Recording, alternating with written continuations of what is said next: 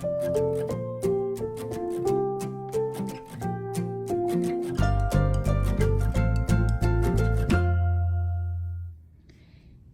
everybody, it's Emily, the Crazy Worm Lady. I'm here today with the Red Wiggler Horizontal Migration Bin. And I wanted to see, these are our finished castings. If our worms had moved down to our feeding zone down here, which has flattened out substantially.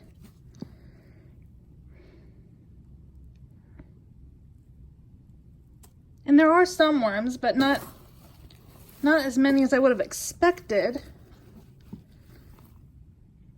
Maybe I waited a little bit too long, but this is actually pretty full of worms. This handful right here.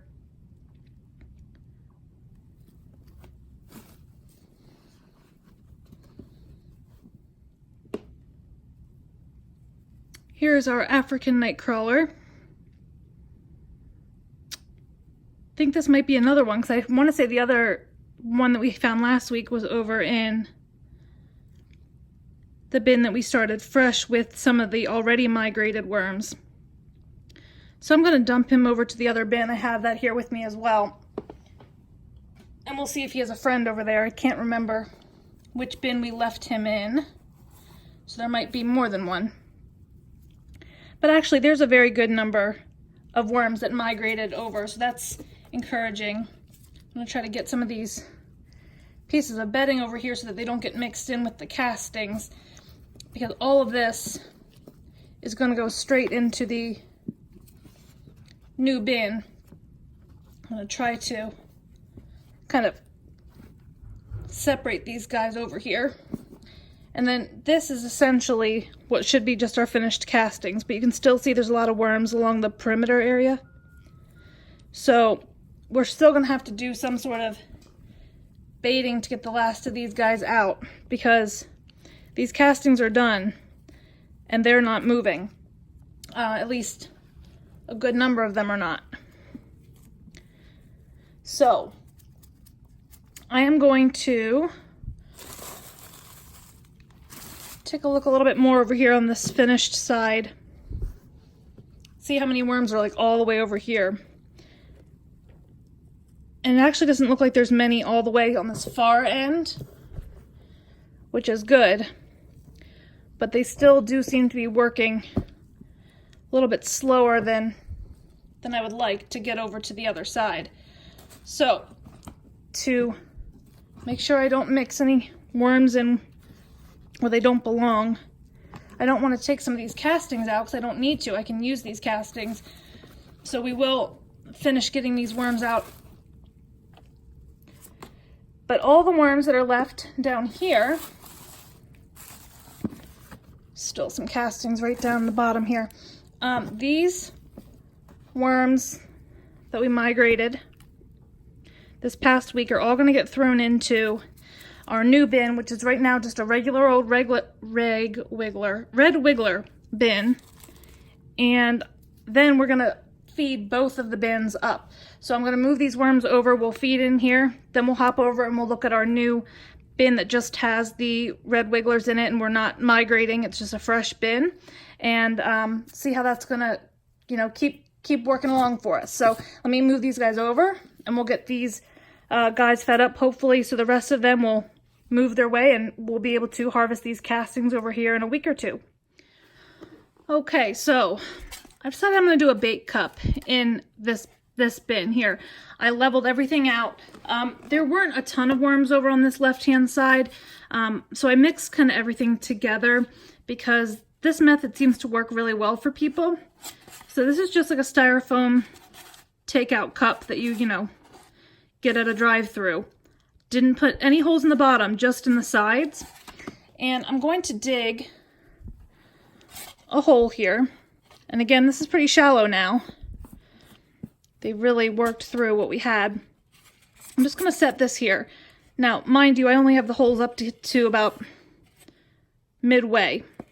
So it doesn't have to be deep. I'm going to put a paper towel down in the bottom because that will absorb moisture so it doesn't get too muddy. And I have some watermelon cubes. I'm going to put another piece of paper towel. Then I have some asparagus pieces. These were not frozen, and asparagus is a pretty slow to break down food. These are just like kind of the ends of asparagus, a few pieces that fell on the floor type of deal. So I'm just going to put a handful of those in here.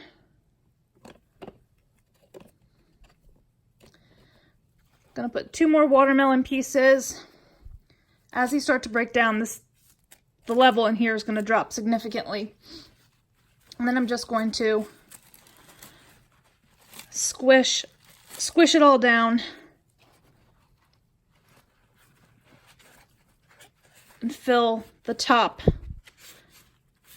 with another paper towel piece. So you can see the food through the holes, but you can also see there's a lot of dead space in there where things will kind of collapse down in on themselves. So I don't need these 2 pieces. Now I'm just going to kind of mound everything up around the middle. I could have cut this cup off, but I feel like if I want to save it to use in the future, I might as well keep it tall. And I'm really just going to move the castings from like every direction all the way around so they're in contact with the sides of this container. That way, the worms are going to be enticed towards it. I'll even put a little castings across the top. The microbes then will get to work a little bit faster. And with this mounded up like this, trying to not knock the camera, the worms have less area to move to get to where they need to go. So I'll probably get this a little bit better mounded up off camera, because this is a hard angle for me to work at. But we're going to hop over now and see the worms that we've already harvested and moved into the new bin. What I'll end up doing is I will cover this back up with the bubble wrap, because the bubble wrap over the top here will prevent too many fruit flies or anything from being enticed. But those holes are all covered along the side, so there's very little exposed area. And if I'm really concerned, I can always come back and lay some whole newspaper sheets across the top too. But I think this should be good enough. Hopefully that will get most of them in here, and then we can start harvesting maybe as soon as next week, maybe 2 weeks. But let's hop now, take a look at the new bin, see how the worms did with the feeding we gave them last week, and see if we have 1 or 2 African night crawlers that somehow made their way into these bins.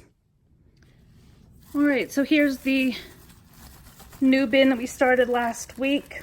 Well, last update, 2 weeks ago, I think, by now. And obviously I dumped the harvested worms right on top, but you can see the level over here. It's just really nice underneath where that bubble wrap was. It's just really fine, beautiful castings, really. You can see some of that lighter brown coconut coir or peat moss, but all in all, it's just really, really pretty in here, and the conditions are perfect. Worms are looking healthy. And look at this. This is all those cantaloupe skins. You can see the lattice work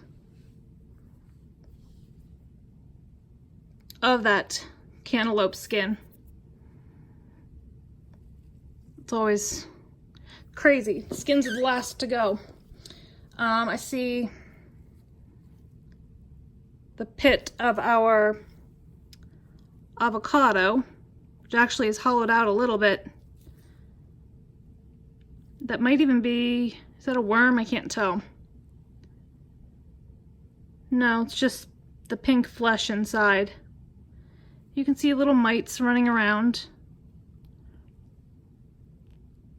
And that's a beetle.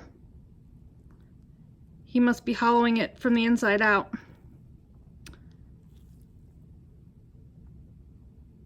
And there's a fruit fly larva too. What a lovely combination of little critters in here. Be really interested to bust this open and see what else is in here, but I'm not that brave.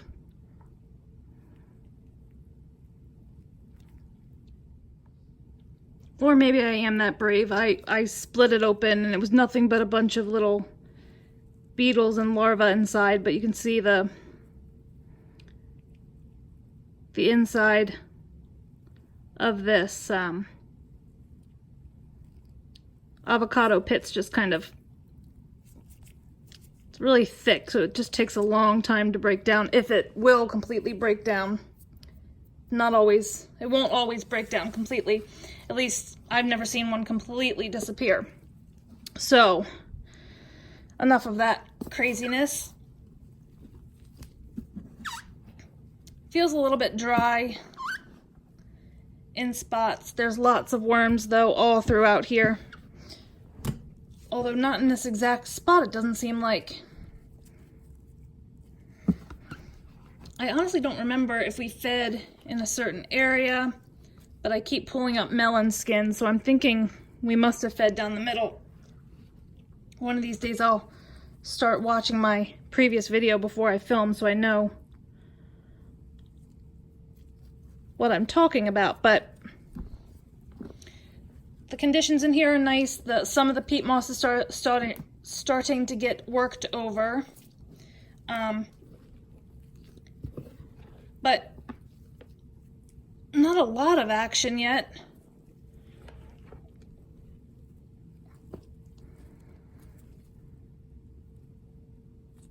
There's a cocoon. I haven't seen a cocoon lately. Nice freshly laid yellow cocoon. Greenish yellow. And here's some of the worms we harvested out, but I think it looks like there might also be the feeding down on this side as well. Yeah. Because that's more worms than what I just put in here. Definitely.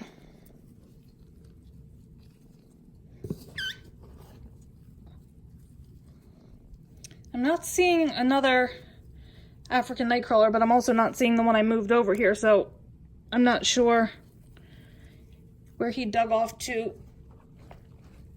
We might find him. But there really are worms everywhere. Over on this left side, that's definite.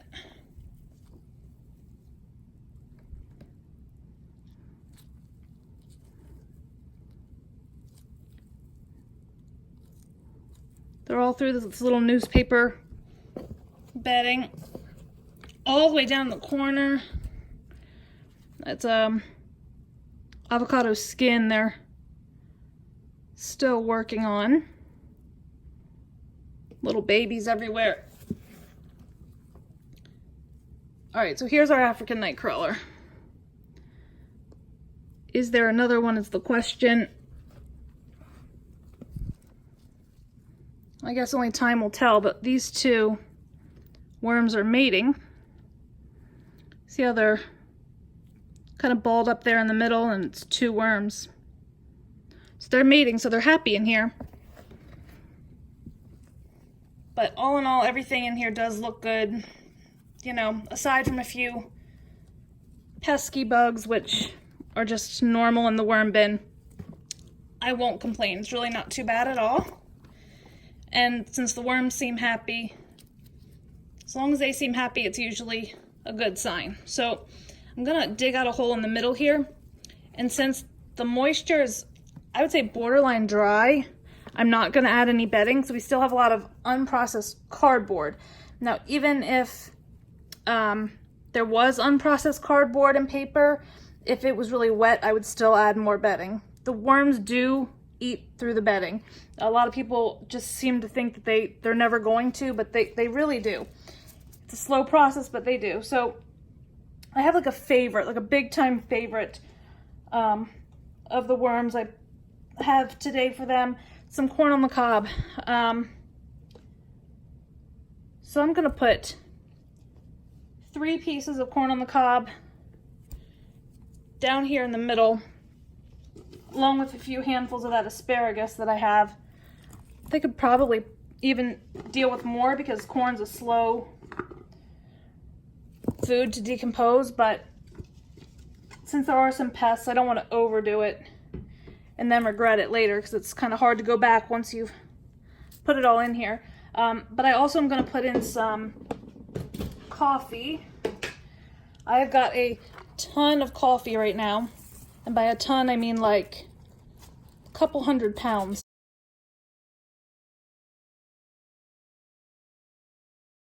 Literally a couple 100 pounds I received from a friend. So I'm gonna start putting coffee just about everywhere that I can, not just my coffee bin. So these coffee grounds, the corn on the cob, and the asparagus are just gonna be what we feed for today. I am going to sprinkle in some of my dry mix, a lot of it, kind of encourage some of those pests to move on and just make sure they have plenty of grit and buffer and trace minerals, all of that good stuff, and just kind of cover everything up really well.